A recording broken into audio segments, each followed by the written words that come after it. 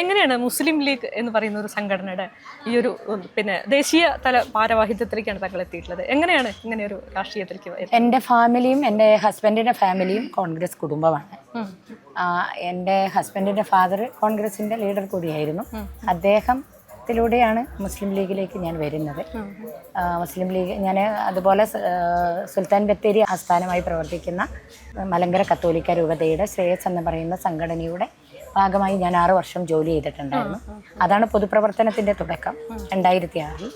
അവിടെ നിന്ന് ആരംഭിച്ച പൊതുപ്രവർത്തന രംഗത്തെ സജീവമായ എൻ്റെ പ്രവർത്തനങ്ങളുമായി ബന്ധപ്പെട്ടുകൊണ്ട് മുസ്ലിം ലീഗിൻ്റെ ഏറ്റവും താഴെ തട്ടിലെ ശാഖാ കമ്മിറ്റി മുതൽ ഇന്ന് ദേശീയ മുസ്ലിം ലീഗിൻ്റെ അസിസ്റ്റൻറ്റ് സെക്രട്ടറി എന്ന പദവിയിൽ എത്തി നിൽക്കുകയാണ്. ഞാൻ എൻ്റെ 100% ആത്മാർത്ഥമായി എൻ്റെ പൊതുപ്രവർത്തനം ഞാൻ നിർവഹിക്കപ്പെട്ടിട്ടുണ്ട്. അതുകൊണ്ടായിരിക്കാം ഈ അംഗീകാരം എന്നെ തേടി വന്നിട്ടുള്ളത്. ചെയ്യുന്നത് ഏറ്റെടുക്കുന്നത് പൂർണ്ണമായും ഉത്തരവാദിത്വത്തോടെ നിർവഹിക്കണം എന്നൊരു നിർബന്ധം എനിക്കുണ്ട്. അതുപോലെ ഞാൻ കൂടെ നിൽക്കുന്നെങ്കിൽ പേരിന് കൂടെ നിൽക്കാതെ അത് സത്യസന്ധമായി കൂടെ നിൽക്കണം എന്ന് ആഗ്രഹിക്കുന്ന ഒരു വ്യക്തി കൂടിയാണ്.